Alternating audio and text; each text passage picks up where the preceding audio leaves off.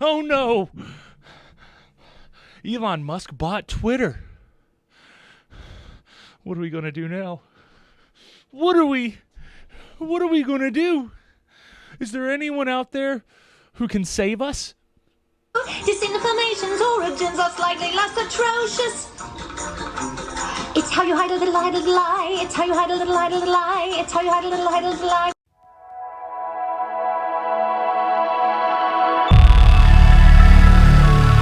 Oh boy, oh boy, oh boy. Elon Musk bought Twitter. Now, I haven't talked about this too much recently because I've been wanting to see exactly where it was going to go. How was it actually going to happen? Because there were rumors for a little while there, and then all of a sudden the rumors became real. And then it became really real, and he actually did. People are going crazy because they're like, "Oh my God, Elon! I love Elon! I'm so great! I'm so happy!" You get both sides. You get the people freaking out about it. You get the people who are loving it. I don't necessarily think that you need to be celebrating, but I mean, it's not a bad thing either. Maybe not. Maybe it is. Maybe. I mean, let's think about it. Elon Musk, who has a history of doing things to make sure that he did become the richest man in the world. Union busting, and I don't even know what union busting is. Isn't that like when people are trying to form a union so that they can have like better working conditions? I mean, theoretically. Apparently they bust those up. Apparently. And I saw a meme where, let me put that meme up. Because spent 54 trillion of your money.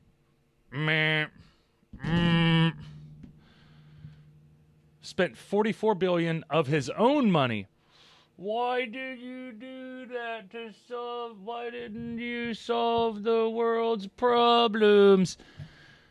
So, I mean, they say that he used his own money, but don't people say that he made his money from subsidies and he didn't necessarily, it was a lot of government contracts that Elon finagled through and made it work out that way for him.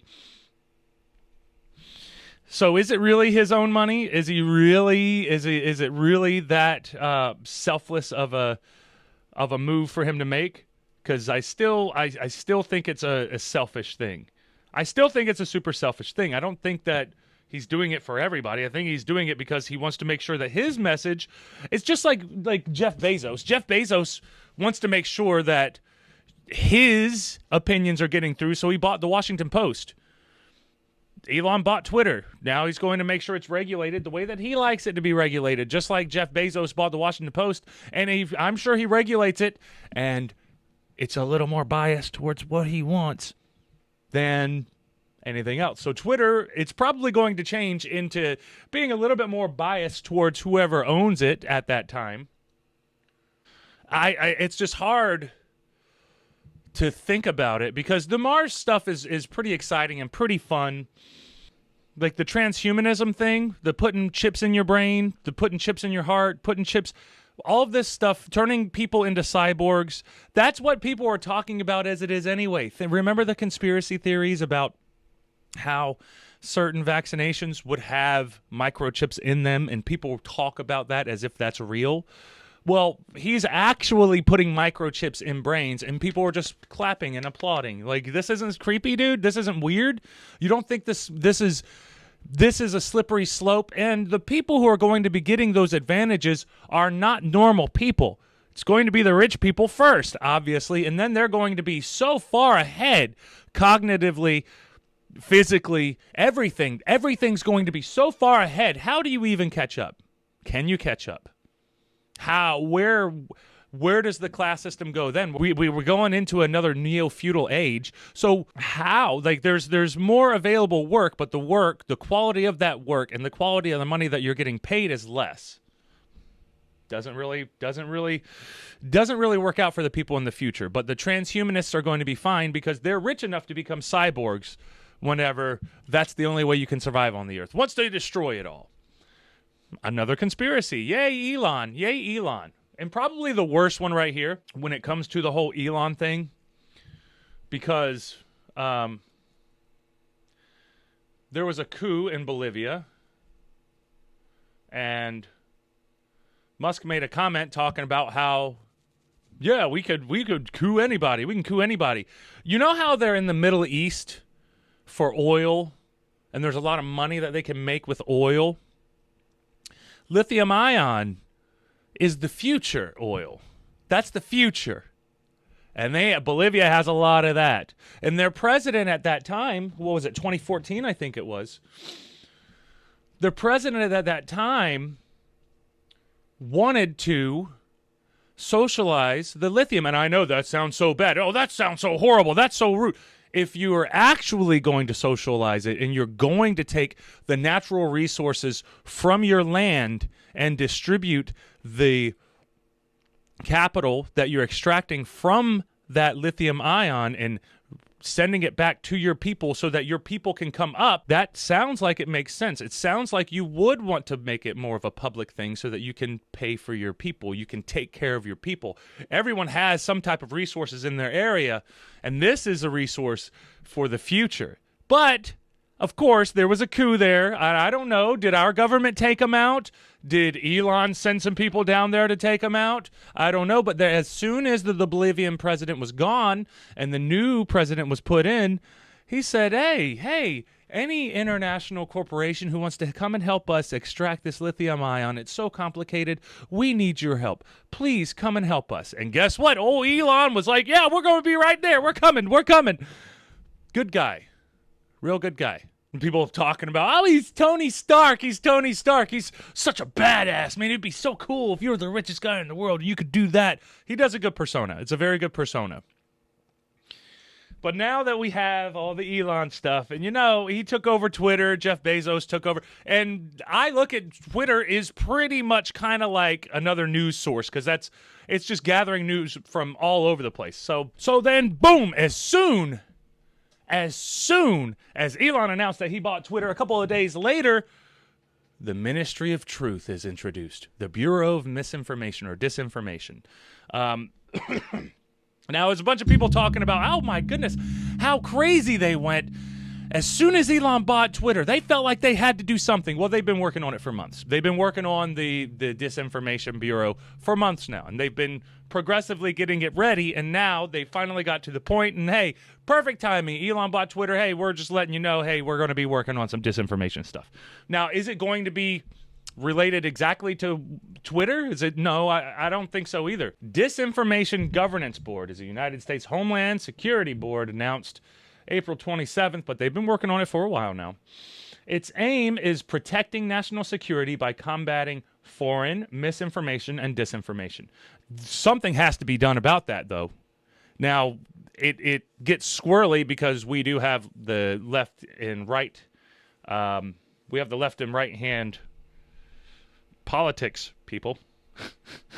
Left-wing, right-wing politics people. They can't get along for some reason. I don't know why. Specific problem areas mentioned include false information propagated by human smugglers, encouraging migrants to surge to the Mexico-United States border, as well as Russian state disinformation on election interference, the 2022 Russian invasion of Ukraine, and COVID-19 vaccines. Pretty much all the narratives that they want to control anyway. And all of this is in and out and in and out. And they will like to say they're going to protect your privacy, civil rights, and civil liberties as part of its duties. I don't really think that that's as controversial of a thing as everyone. It's very fun to make fun of and very easy to make fun of, especially when you have people out singing stupid sing-songy songs. Of course, it's very easy to make fun of. But did it have anything to do with Elon? No. Maybe the timing of the announcement had something to do with it. Possibly, maybe. Elon Musk isn't any better than any of these other billionaires. He's done a lot of dirty shit. Maybe this is going to be a positive for people. I truly hope that it is. I don't really give a shit about Twitter, but not really, it's not really my thing. I have a Twitter at Endgame Jourdain. I think that it's still Endgame Jourdain. Whatever, find me on there. I still have some of my wrestling stuff still up.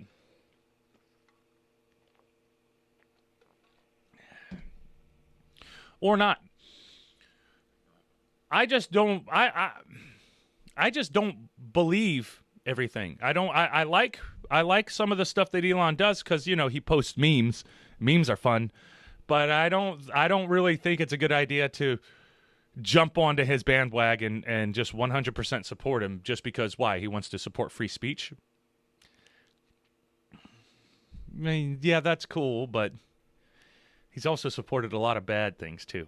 And I know, we all have dark sides, and you know, you do have to make these hard decisions. And he is just a businessman out there trying to make the world a better place. Trying to make the world a better place. Cheap lithium ion, guys. Cheap lithium ion. What do you think, though? Do you think that Elon's intentions are good? Do you think that he's really trying to do his best? Or do you think that he's just wanting to make things work better in his favor? Because he said it's not about the money. At this point, a lot of the stuff that he does can't be about the money. So what is his motivations for doing this? Do you think that he sees something that is wrong with the way that Twitter was being run and he thinks that he can manage it better? Or do you think that there's some other motivations that he may have? Disinfo Bureau, the Ministry of Magic, you know, this stuff. Yeah, we have a space force too. Surely we're going to be fighting in space. So I mean, we fight on Earth. So why wouldn't we fight in space? So of course we do need a space force. Disinfo. I mean, yeah, but how do they? Like, what makes the info correct? What makes the info not correct? It's probably a lot easier just to point out where the origins of this info came from and then let you decipher what it is at that point. But there is, I do think that there is something to it. I mean, the Ministry of Truth, like 1984, that type of stuff. I don't necessarily think that it's going to be creating their, editing history and then recreating history. You know how you guys know 1984. If you don't, then, you know, go read it or watch it. So let me know what you guys think. That's what I think. What do you guys think? Leave it in the comments. Give me a subscription. You know that whole deal. Like, comment, subscribe, blah, blah, blah, blah, blah, blah, blah.